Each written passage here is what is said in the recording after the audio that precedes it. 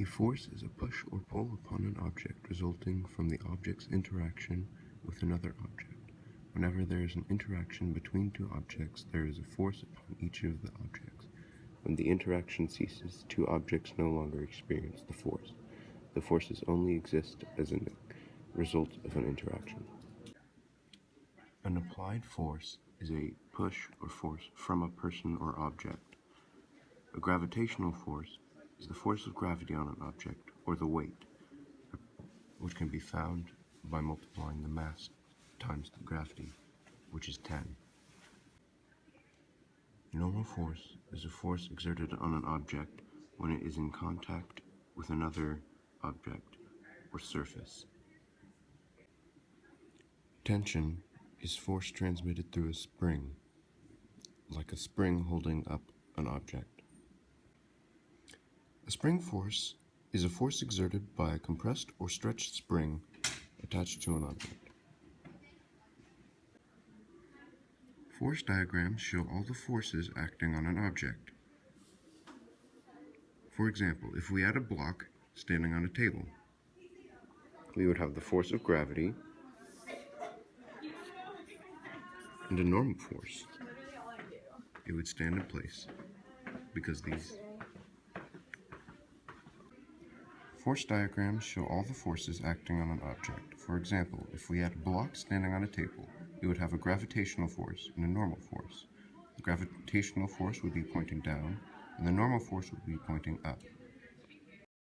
In physics, net force is the overall or general force acting upon an object. It is the sum of all forces acting on an object in motion or at rest. The net force could be air resistance or even simply the force on the ground. For example, when you kick a soccer ball, the ball takes off and moves through the air. At that moment, there is a net force acting on the ball. When the ball starts to come back to the ground and eventually stops, there's a net force acting on the ball as well. The formula we use to calculate net force and associate net force with is net force equals mass times acceleration. Newton's first law states an object at rest stays at rest, and an object in motion stays in motion with the same speed and in the same direction unless acted upon by an unbalanced force. This simply means that an object will stay in their current position, either at rest or moving, unless there is a force changing the direction of the object, or a force touching the object. This force can be gravity or a simple push.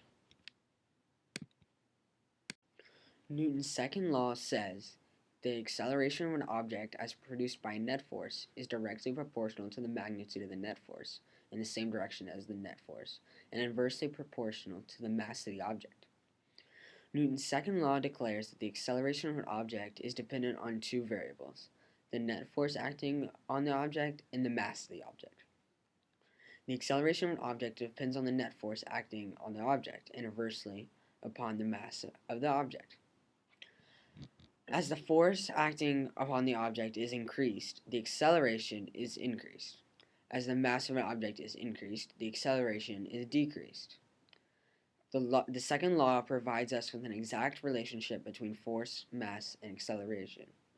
It can be expressed using the equation force equals mass times acceleration. An example of how the second law is used is Mike's car, which weighs 1,000 kilograms, is out of gas. Mike is trying to push the car to a gas station, and he makes the car go 0.05 meters per second squared. Using Newton's second law, how much force is Mike applying to the car? We can find this using our force equals mass times acceleration formula. Simply fill in the data we have in the formula and we come away with force equals 1,000 kilograms times 0.05 meters per second squared. And ultimately the answer comes to 50 newtons, so Mike is applying 50 newtons of force to his car.